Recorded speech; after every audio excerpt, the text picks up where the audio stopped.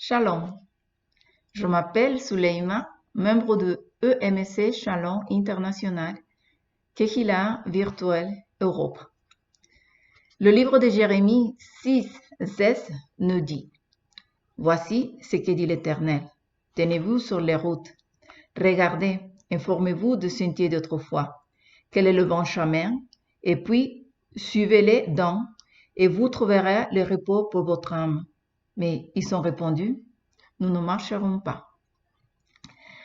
Et depuis environ 2008, de nombreuses personnes dans le monde ont entendu cet appel et ont décidé d'obéir la voix de l'Éternel. Cherchez nos racines, cherchez les racines hébraïques de notre foi chrétienne. Aujourd'hui, l'Éternel vous appelle à chercher les sentiers d'autrefois. Ne rejetez pas sa voix. Il est temps de retourner dans la maison de notre Père. Le temps raccourci et le retour de notre Messie se rapproche. À travers les racines hébraïques, nous allons analyser ces versets de Jérémie 6. Nous allons plonger dans l'appel que l'Éternel nous a lancé à travers le prophète Jérémie. Les racines hébraïques nous apprennent à aller plus loin. Ils nous amènent à rechercher et comprendre le vrai sens des Écritures, le contexte historique, les hébraïsmes du temps où ils ont été écrites, et pour comprendre avec plus de certitude ce que l'Éternel veut nous dire dans ces versets, il faut comprendre ce qui s'est passé au moment que les Écritures ont été écrites.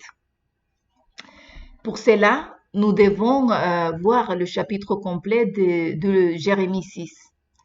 Et Jérémie 6, chapitre 1 jusqu'au verset 6, et lorsque le chapitre commence, et l'Éternel, il est en train de parler aux enfants de Benjamin.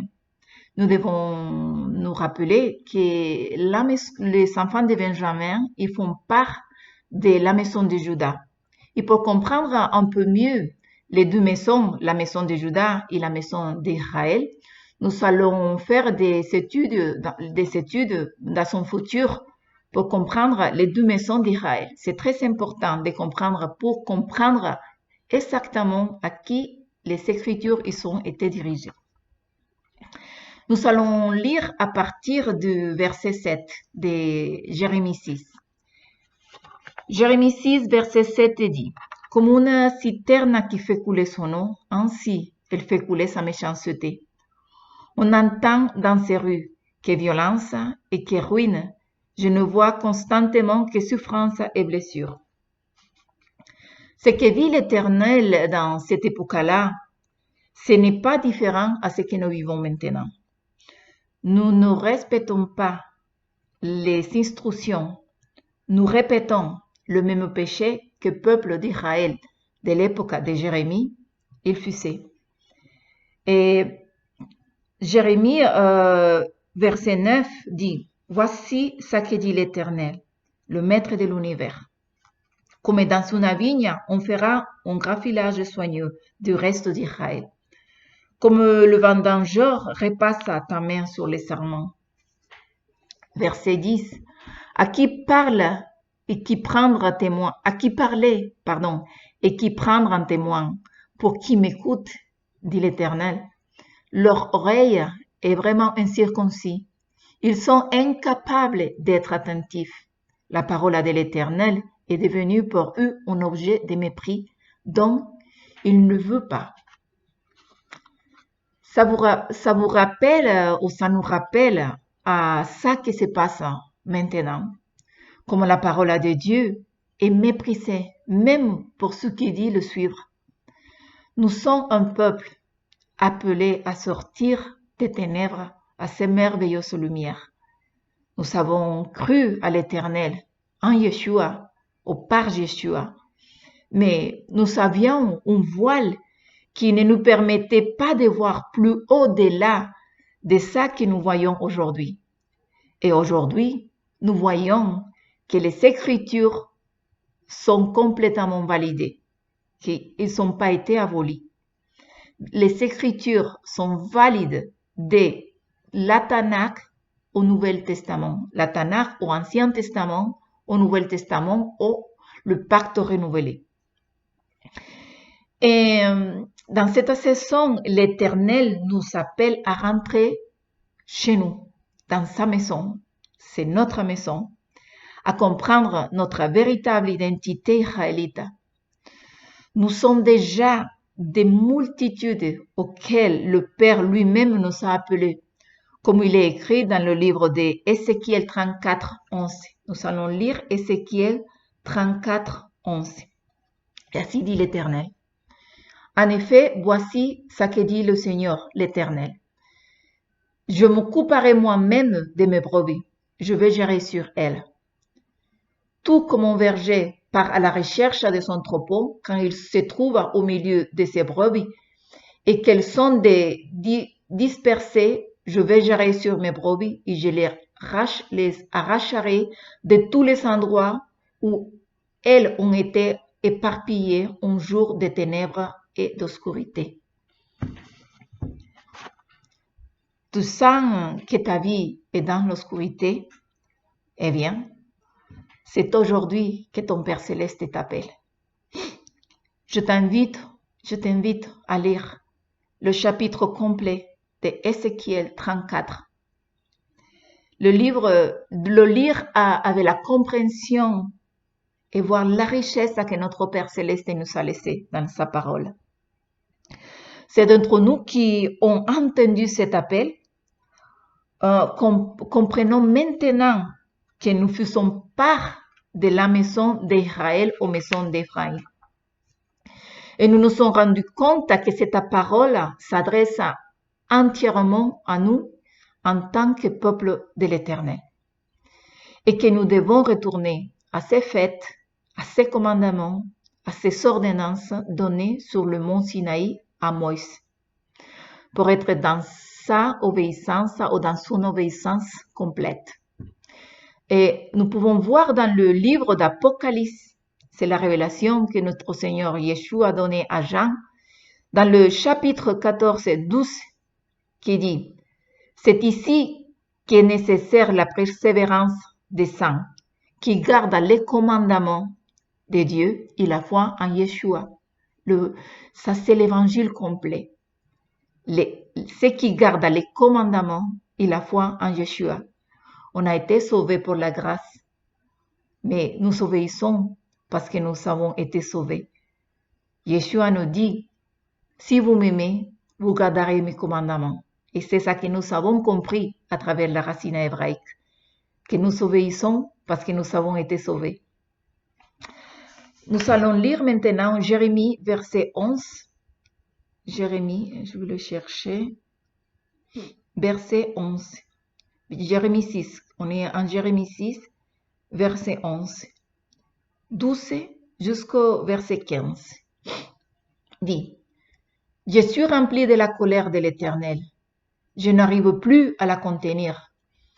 Déversez-la sur l'enfant dans la rue et sur les assemblées où se retrouvent les jeunes gens, car l'homme et la femme seront pris, ainsi que l'ancien et celui qui arrive à la fin de son parcours.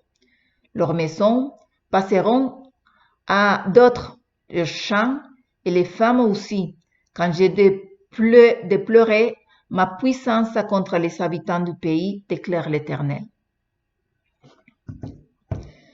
C'est un appel que l'Éternel nous fait. Il nous lance pour que nous quittions d'une fois pour toutes le système de ce monde. En ce moment, rien ne va bien. Il s'appelle bon ce qui est mauvais et mauvais ce qui est bon. Nous sommes arrivés à un moment où nous devons nous arrêter, nous devons nous arrêter et méditer sur ce qui se passe dans ce moment. Peut-être vous avez déjà commencé à ressentir dans votre corps que vous avez besoin d'un changement. Peut-être vous avez déjà entendu la voix du Saint-Esprit qui a commencé à vous parler. Vous avez déjà entendu le son du chauffard qui vous appelle. Il est temps de sortir de l'esprit de Rome et de l'esprit de Grèce.